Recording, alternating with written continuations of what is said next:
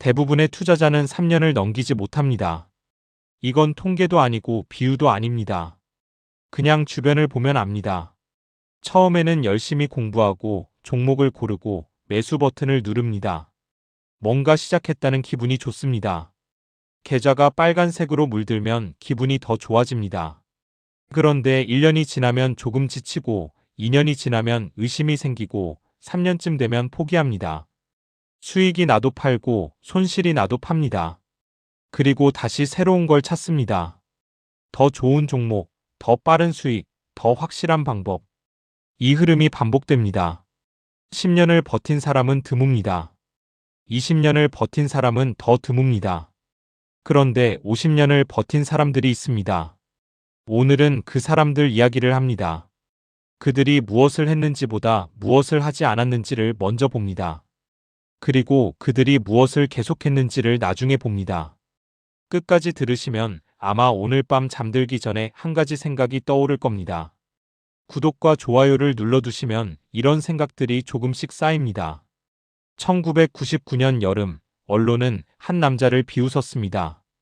기술주가 하늘을 뚫고 올라가던 시절이었고 인터넷 기업들은 매일 신고가를 경신했습니다. 사람들은 새로운 시대가 왔다고 말했습니다. 이번엔 다르다고 했습니다. 인터넷이 세상을 바꾸고 있으니까 과거의 법칙은 더 이상 통하지 않는다고 했습니다. 주식을 사지 않으면 바보라고 했습니다. 그런데 그 남자는 기술주를 한 주도 사지 않았습니다. 그의 이름은 워렌 버핏이었고 당시 사람들은 그를 시대에 뒤떨어진 노인이라고 불렀습니다. 한 매체는 그의 마법이 사라졌다고 썼습니다. 그의 회사 주가는 떨어졌고 투자자들은 떠났습니다. 다른 펀드들이 수백 % 수익을 올릴 때 그의 펀드는 제자리 걸음을 했습니다. 그는 기술 기업의 사업 모델을 이해하지 못한다고 말했습니다. 이해하지 못하는 것에는 돈을 넣지 않는다고 했습니다. 그게 전부였습니다. 변명도 없었고 해명도 없었습니다. 그는 그냥 아무것도 하지 않았습니다. 주변에서 아무리 떠들어도 그는 움직이지 않았습니다. 기회가 지나간다는 말에도 시대가 바뀌었다는 말에도 그는 묵묵히 앉아 있었습니다. 2000년 3월 거품이 터졌습니다. 기술주들은 80%, 90%씩 떨어졌고 어떤 회사들은 아예 사라졌습니다. 수백 % 수익을 자랑하던 펀드들은 원금도 건지지 못했습니다. 1999년에 영웅이었던 펀드 매니저들은 2001년에 직업을 잃었습니다. 그를 비웃던 사람들은 조용해졌습니다. 그는 여전히 오마하의 작은 사무실에 앉아 있었습니다. 달라진 건 없었습니다. 그가 한 일은 하지 않는 것이었습니다. 유행을 따르지 않았고 군중을 따르지 않았고 흥분하지 않았습니다. 그냥 자기 자리에 있었습니다. 그에게는 오랜 동료가 있었습니다. 찰리 멍거라는 사람이었고 그는 버핏보다 더 말이 없었습니다. 멍거는 자기가 모르는 것에 대해 아주 분명하게 모른다고 말하는 사람이었습니다. 주주총회에서 누군가 복잡한 질문을 하면 그는 종종 더 할 말 없어 라고 답했습니다. 때로는 모르겠어 라고 했고 가끔은 그건 멍청한 질문이야 라고 했습니다. 청중은 당황했지만 그는 개의치 않았습니다.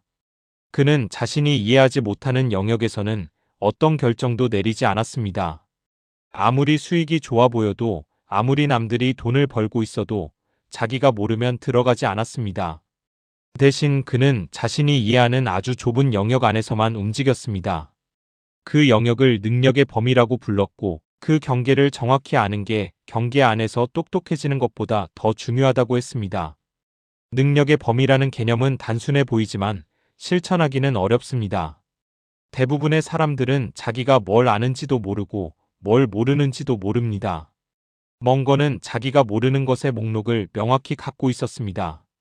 그래서 그는 평생 수많은 투자 기회를 그냥 지나쳤습니다. 대부분의 사람들이 기회라고 부르는 것들을 그는 그냥 자기 일이 아닌 것으로 분류했습니다. 다른 사람들이 돈을 벌어도 부럽지 않았습니다. 자기 영역이 아니면 그냥 축하해주고 넘어갔습니다. 그가 하지 않은 것들의 목록은 그가 한 것들의 목록보다 훨씬 길었습니다. 그런데 그 하지 않은 것들 덕분에 그는 큰 실수를 피할 수 있었습니다. 같은 시대에 뉴욕 맨해튼의 작은 아파트에 한 여자가 살고 있었습니다. 앤 샤이버라는 이름이었고 그녀는 미국 국세청에서 23년간 감사관으로 일했습니다. 그녀는 부지런한 직원이었습니다. 성실했고 꼼꼼했고 실수가 없었습니다. 그런데 평생 승진하지 못했습니다. 유대인 여성이라는 이유였습니다. 당시에는 그런 차별이 당연했습니다. 그녀의 연봉은 $4,000를 넘긴 적이 없었습니다. 23년을 일해도 월급은 처음과 크게 다르지 않았습니다. 1944년 51세에 그녀는 퇴직했습니다. 손에 쥔 건 $5,000 남짓한 저축과 연간 $3,100짜리 연금이었습니다. 노후를 보내기에 넉넉한 돈은 아니었습니다. 그녀는 투자를 시작했습니다. 사실 그 전에도 투자를 한 적이 있었습니다. 1930년대에 동생이 운영하던 증권사에 돈을 맡겼다가 회사가 파산하면서 전부 잃었습니다. 평생 모은 돈이 하루아침에 사라졌습니다. 그 경험은 그녀를 바꿔놓았습니다. 그 뒤로 그녀는 다른 사람에게 돈을 맡기지 않았습니다. 직접 공부했고, 직접 결정했고, 직접 매수했습니다. 브로커의 조언을 듣지 않았고, 전문가의 말을 따르지 않았습니다. 자기가 직접 보고 판단했습니다. 그리고 한 가지를 하지 않았습니다. 팔지 않았습니다. 한 번 산 주식은 무슨 일이 있어도 팔지 않았습니다. 1973년에서 1974년 사이 시장이 폭락했습니다. 오일 쇼크가 터졌고 경제는 혼란에 빠졌습니다. 주가는 반토막이 났습니다. 많은 투자자들이 공포에 빠져 주식을 팔았습니다. 그녀는 팔지 않았습니다. 1987년 10월 19일 블랙 먼데이가 찾아왔습니다. 하루 만에 시장이 22% 빠졌습니다. 역사상 최악의 하루였습니다. 사람들은 패닉에 빠졌고 매도 물량이 쏟아졌습니다. 그녀는 그날도 팔지 않았습니다. 그녀는 그냥 아무것도 하지 않았습니다. 신문을 읽고 시장이 무너지는 걸 보고 다음 날 다시 일상으로 돌아갔습니다. 아파트도 바꾸지 않았고 옷도 바꾸지 않았고 가구도 바꾸지 않았습니다. 1944년에 입던 코트를 1995년에도 입고 있었습니다. 그녀가 하지 않은 것들의 목록은 그녀가 한 것들의 목록보다 훨씬 길었습니다. 버핏은 야구에 대한 비유를 자주 썼습니다. 투자는 스트라이크가 없는 야구 같다고 했습니다. 타석에 서 있으면 공이 계속 날아옵니다. 어떤 공은 빠르고 어떤 공은 느리고 어떤 공은 휘어집니다. 보통 야구에서는 좋은 공이 아니어도 3번 안에 배트를 휘둘러야 합니다. 그렇지 않으면 삼진 아웃입니다. 심판이 스트라이크를 외치고 관중이 야유를 보내고 코치가 불만을 표시합니다. 3번 안에 뭔가를 해야 한다는 압박이 있습니다. 그런데 투자에서는 삼진이 없습니다. 심판도 없고 스트라이크 존도 없습니다. 공이 100개가 지나가도 1000개가 지나가도 그냥 서 있을 수 있습니다. 마음에 드는 공이 올 때까지 기다릴 수 있습니다. 그리고 정확히 원하는 공이 왔을 때만 배트를 휘두르면 됩니다. 문제는 대부분의 사람들이 그렇게 하지 못한다는 겁니다. 공이 지나갈 때마다 뭔가 해야 할 것 같은 기분이 듭니다. 아무것도 안 하면 바보가 된 것 같습니다. 남들은 다 치는데 나만 안 치면 손해보는 것 같습니다. 그래서 휘두릅니다. 별로 좋지 않은 공에도 휘두르고 분명히 나쁜 공에도 휘두릅니다. 그리고 아웃됩니다. 버핏은 수십 년간 배트를 들고 서서 대부분의 공을 그냥 보냈습니다. 다른 사람들이 휘두를 때도 그는 가만히 서 있었습니다. 그가 휘두른 횟수는 많지 않았습니다. 대신 휘두렸을 때는 대부분 맞았습니다. 그게 그의 기록이 좋은 이유였습니다. 멍거는 한 가지 습관이 있었습니다. 어떤 결론에 도달하면 바로 그 결론에 반대되는 의견을 찾아서 적었습니다. 자기가 옳다고 생각할 때 일부러 자기가 틀릴 수 있는 이유를 기록했습니다. 사람은 자기가 옳다고 생각하면 그걸 확인해주는 정보만 찾습니다. 반대되는 정보는 무시하거나 깎아내립니다. 멍거는 그 반대로 했습니다. 일부러 자기 생각을 공격하는 논리를 찾았습니다. 그는 3종류의 노트를 따로 관리했습니다. 첫 번째는 반대 의견을 모아둔 노트였고, 두 번째는 답을 모르는 질문들을 모아둔 노트였고, 세 번째는 자신이 저지른 실수들을 모아둔 노트였습니다. 세 번째 노트가 가장 중요했습니다. 실수를 기록하면 같은 실수를 반복하지 않을 수 있었습니다. 2013년 버크셔 해서웨이 주주총회에 그는 공매도 트레이더 한 명을 초대했습니다. 더그 카스라는 사람이었고 그는 버크셔 주식에 공매도를 걸어서 돈을 번 사람이었습니다. 버크셔 주가가 떨어지면 그가 돈을 버는 구조였습니다. 보통이라면 적이라고 할 수 있는 사람이었습니다. 멍건은 일부러 그를 불러서 무대 위에서 토론을 벌였습니다. 자기 회사를 비판하는 사람의 말을 직접 듣기 위해서였습니다. 대부분의 경영자라면 그런 사람을 피했을 겁니다. 적어도 초대하지는 않았을 겁니다. 그런데 멍건은 반대로 했습니다. 자기 생각에 반대되는 목소리를 일부러 가까이 뒀습니다. 그가 믿은 건 자기 판단이 아니라 자기 판단의 한계였습니다. 앤 샤이버는 국세청에서 일하면서 부자들의 세금 신고서를 수천 장 봤습니다. 그녀의 일은 부자들의 재산을 조사하는 것이었습니다. 얼마를 벌었는지, 어디서 벌었는지, 세금을 제대로 냈는지. 수천 장의 신고서를 보면서 그녀가 발견한 건 단순한 패턴이었습니다. 부자들은 주식을 갖고 있었습니다. 그것도 오래 갖고 있었습니다. 배당금을 받았고 그 배당금으로 다시 주식을 샀습니다. 복잡한 전략이 아니었습니다. 그냥 사서 오래 들고 있는 것, 그게 전부였습니다. 그녀는 그 패턴을 따라하기로 했습니다. 1950년에 그녀는 쉐링 플라우라는 제약회사 주식 1000주를 1만 달러에 샀습니다. 당시 그녀의 전체 자산에서 상당한 비중이었습니다. 그리고 아무것도 하지 않았습니다. 회사가 좋은 실적을 내도 팔지 않았고 회사가 어려워 보여도 팔지 않았습니다. 배당금이 들어오면 다시 주식을 샀습니다. 주가가 오르면 기뻤고 떨어져도 신경 쓰지 않았습니다. 어차피 팔 생각이 없었기 때문입니다. 45년이 지났습니다. 1995년 그녀가 세상을 떠났을 때 그 1000주는 주식 분할과 배당 재투자를 거쳐 12만 8천주가 되어 있었습니다. 가치는 750만 달러였습니다. 1만 달러가 750만 달러가 된 겁니다. 아무것도 하지 않았는데 그렇게 됐습니다. 코카콜라 주식도 있었습니다. 1980년에 2만 8천 달러어치를 샀습니다. 15년 뒤에는 72만 달러가 되어 있었습니다. 전체 포트폴리오는 2200만 달러였고 연간 배당 수입만 75만 달러였습니다. 그녀는 101세까지 살았고 그 돈을 한 푼도 쓰지 않았습니다. 죽기 직전까지 같은 아파트에서 같은 옷을 입고 같은 방식으로 살았습니다. 복리는 말이 아니라 증명입니다. 저도 매달 적립식으로 투자하며 이 효과를 누려보려고 하는 중입니다. 제 실제 투자 내역은 영상 마지막에 확인하세요. 버핏은 매일 아침 여러 종류의 신문을 읽었습니다. 월스트리트 저널, 뉴욕타임스, 지역 신문까지. 침대에서 일어나면 제일 먼저 신문을 펼쳤습니다. 그는 하루의 대부분을 읽는데 썼습니다. 하루 중 80%를 읽는데 쓴다고 말한 적도 있습니다. 기업의 연간 보고서를 처음부터 끝까지 각 주까지 읽었습니다.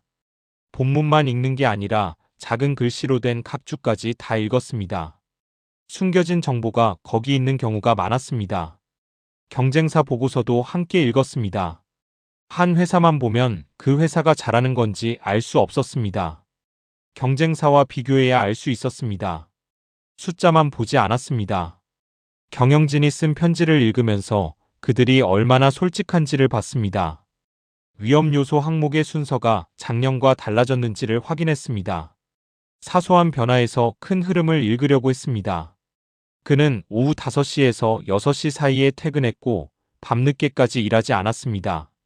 주말에는 사무실에 나오지 않았습니다. 컴퓨터를 켜지 않았고 실시간 주식 시세를 확인하지 않았습니다. 그에게는 조급함이 없었습니다. 매일 읽고 매일 생각하고 가끔 결정했습니다. 결정하지 않는 날이 훨씬 많았습니다. 1991년에 그는 빌 게이츠를 처음 만났습니다. 마이크로소프트의 창업자였고 당시 세계에서 가장 바쁜 사람 중 하나였습니다. 누군가 두 사람에게 일정표를 보여달라고 했습니다. 게이츠의 일정표는 빼곡했습니다. 아침부터 밤까지 회의와 약속으로 가득 차 있었습니다. 버핏의 일정표는 거의 비어 있었습니다. 그는 대부분의 시간을 비워두고 살았습니다.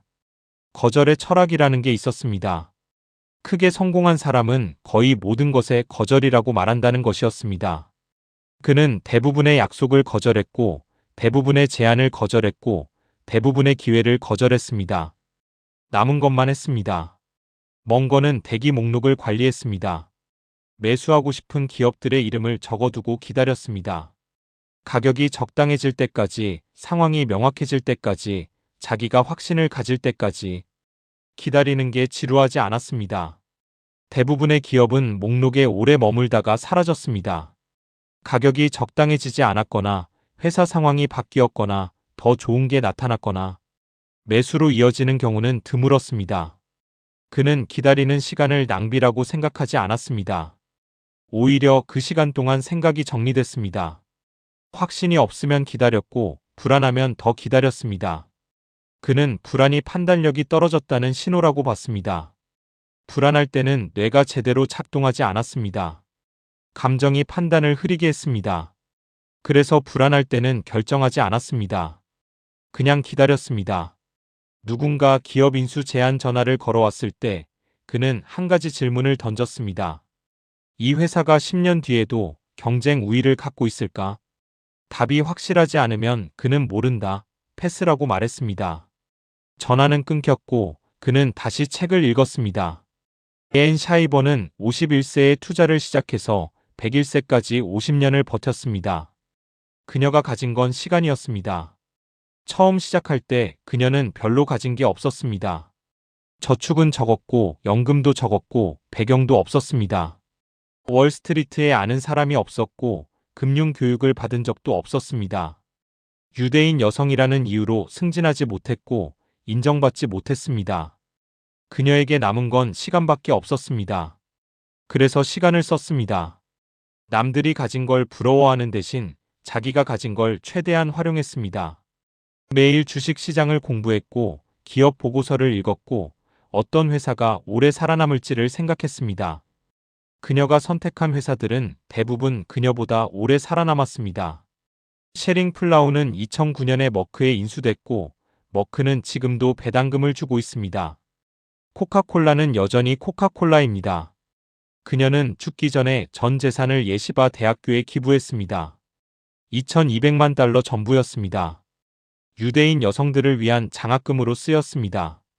그녀의 변호사는 이렇게 전했습니다.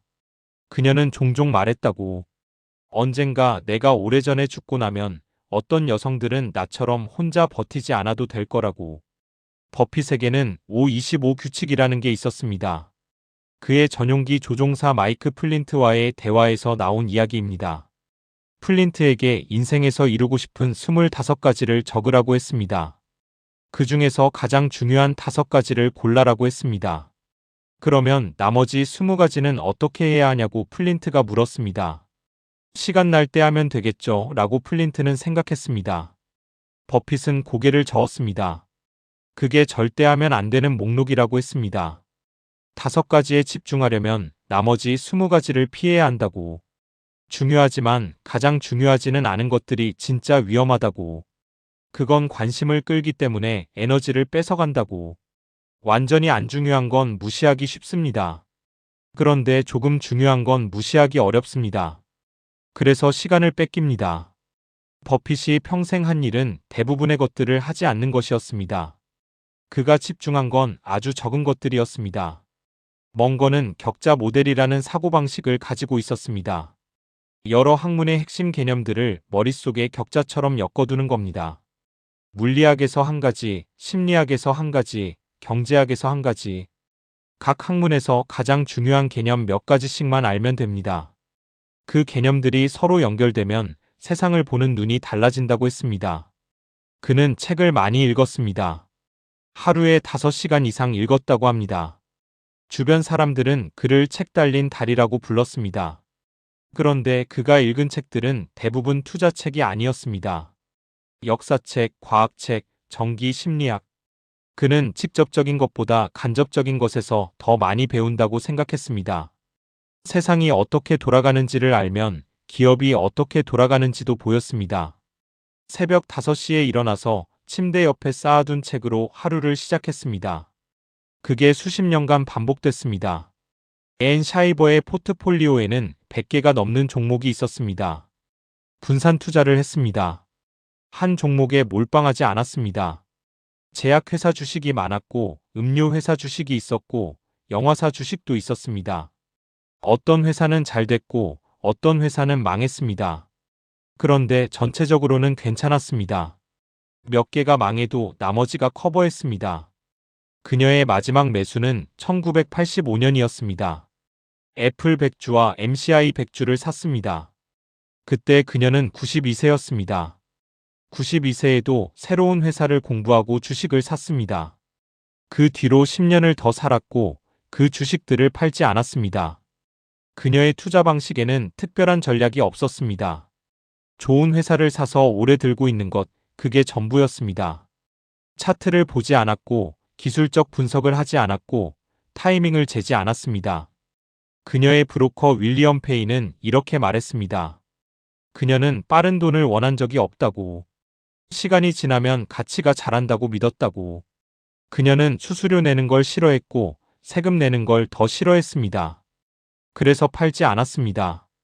팔지 않으면 양도소득세가 없었습니다. 그녀는 국세청에서 23년을 일했고 국세청에 세금을 내지 않는 법을 누구보다 잘 알았습니다. 죽을 때 전 재산을 자선단체에 기부하면 상속세도 없었습니다. 그녀는 그렇게 했습니다. 영상 내용과 별개로 저는 개인적으로 적립식 투자를 이렇게 이어가고 있습니다. 수익을 보여드리기보다는 그냥 과정을 기록해두는 정도로만 봐주시면 좋겠습니다. 이 내용은 개인적인 투자 기록이며 투자 권유가 아닙니다. 세 사람의 공통점은 무엇을 했는지가 아니라 무엇을 하지 않았는지에 있습니다. 버핏은 이해하지 못하는 것에 투자하지 않았습니다. 먼 거는 확신이 없을 때 결정하지 않았습니다. 앤 샤이버는 산 주식을 팔지 않았습니다. 하지 않는다는 건 쉬운 일처럼 보입니다. 아무것도 안 하면 되니까요. 그런데 10년을 하지 않고 20년을 하지 않고 50년을 하지 않는 건 쉽지 않습니다. 매일 유혹이 옵니다. 더 좋아 보이는 기회가 나타나고 지금 팔면 수익을 확정할 수 있다는 생각이 들고 이번엔 다르다는 말이 들립니다. 뉴스가 떠들고 친구가 자랑하고 마음이 흔들립니다. 그때마다 아무것도 하지 않는 건 의지가 필요합니다. 그 의지를 수십 년 동안 유지한 사람만이 끝에 도달합니다. 10년을 버틴다는 건 10년 동안 뭔가를 한다는 뜻이 아닙니다. 10년 동안 뭔가를 하지 않는다는 뜻입니다. 팔고 싶을 때 팔지 않고 바꾸고 싶을 때 바꾸지 않고 포기하고 싶을 때 포기하지 않는 겁니다. 흔들릴 때 흔들리지 않고 불안할 때 움직이지 않는 겁니다. 그렇게 10년이 지나면 또 10년이 시작됩니다. 어느 순간 뒤를 돌아보면 30년이 지나 있습니다. 그때 계좌를 열어보면 처음과는 완전히 다른 숫자가 보입니다. 그 숫자는 뭔가를 해서 만들어진 게 아닙니다. 뭔가를 하지 않아서 만들어진 겁니다. 버핏은 아직 살아있고 여전히 같은 방식으로 투자합니다. 90대 중반인 지금도 매일 신문을 읽고 보고서를 읽고 가끔 결정합니다. 그는 말합니다. 투자에서 가장 중요한 건 기질이라고. 똑똑한 사람들이 투자에서 실패하는 이유는 머리가 나빠서가 아니라고. 참을성이 없어서라고. 조급해서라고. 남들이 하는 걸 보면 자기도 해야 할 것 같아서라고. 그는 그런 유혹을 60년 넘게 이겨냈습니다. 그게 그의 진짜 능력이었습니다. 멍거는 2023년에 99세로 세상을 떠났습니다. 마지막까지 책을 읽고 생각했습니다. 그는 말했습니다. 인생에서 큰 돈을 버는 건 사고 파는 게 아니라고. 기다리는 거라고. 대부분의 사람들은 기다리지 못한다고. 그래서 대부분의 사람들은 큰 돈을 벌지 못한다고. 앤 샤이버는 1995년에 101세로 세상을 떠났습니다. 마지막까지 같은 아파트에서 같은 옷을 입고 살았습니다. 그녀는 유명한 투자자가 아니었습니다. 책을 쓰지 않았고 강연을 하지 않았고 인터뷰를 하지 않았습니다. 그녀가 죽고 나서야 사람들이 알았습니다.